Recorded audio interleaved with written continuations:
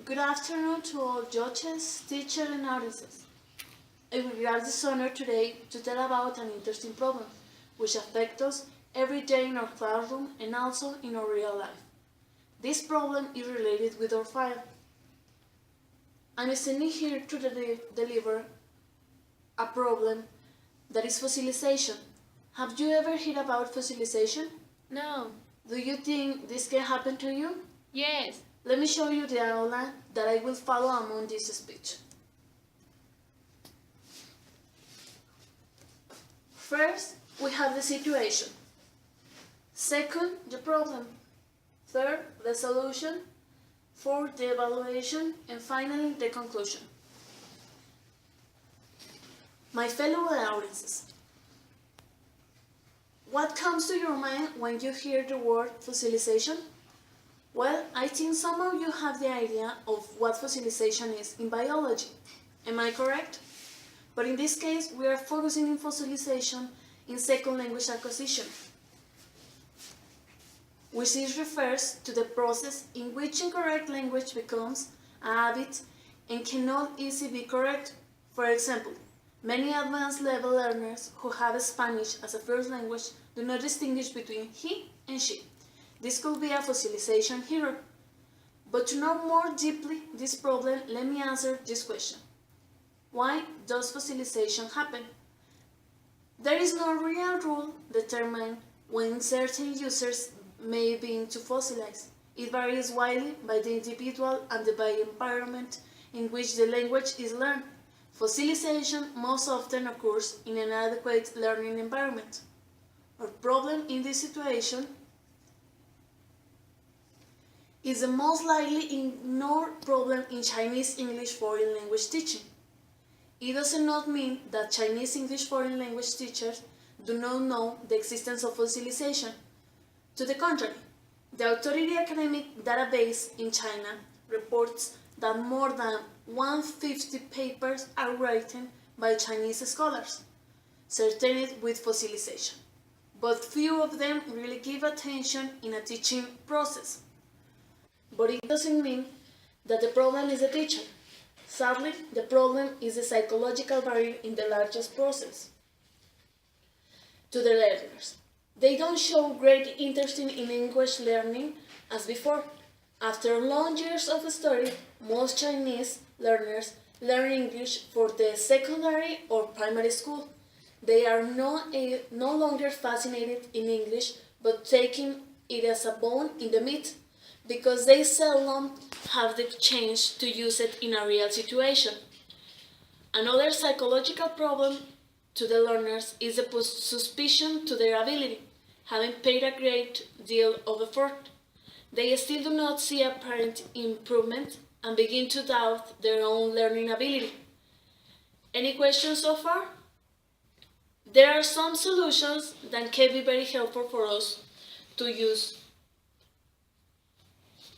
to solve this problem, but none of them are good enough.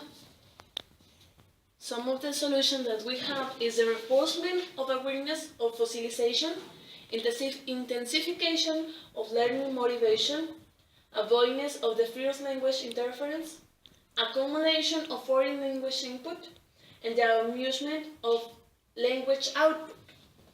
But none of them are good enough. A clever solution to this problem is motivation. Motivation is the power of learning. During fossilization, the learners always lack of motivation. In order to change this negative situation, the teachers may follow these strategies.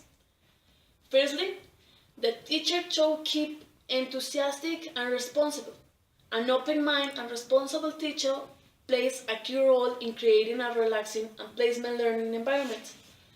As Finocchiaro said, motivation is a feeling nurtured primarily by the classroom teacher in the learning situation.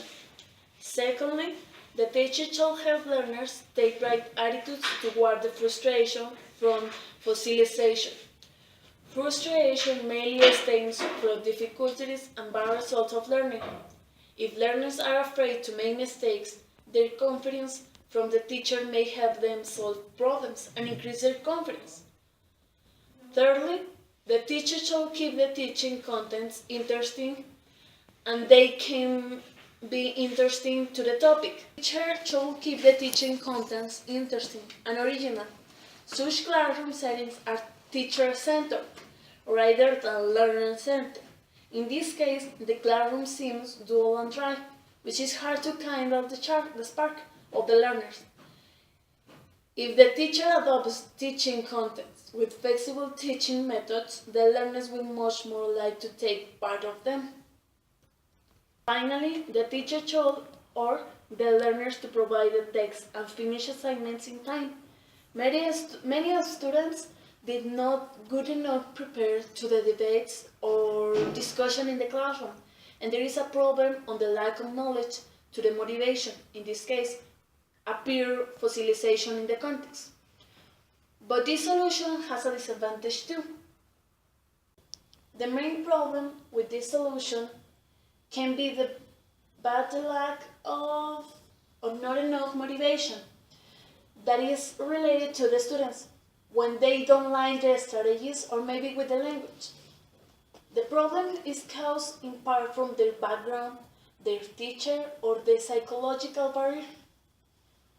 All in all, fossilization as a necessary phase in English foreign language learning can never be ignored. To activate fossilization for those learners, the above strategies are suggested to overcome its barriers psychologically, behaviorally, and cognitively. Now, I think you are able to understand what fossilization is, and you can apply these motivation strategies as a solution in your future. Any final question? I hope you enjoyed this presentation. Thank you.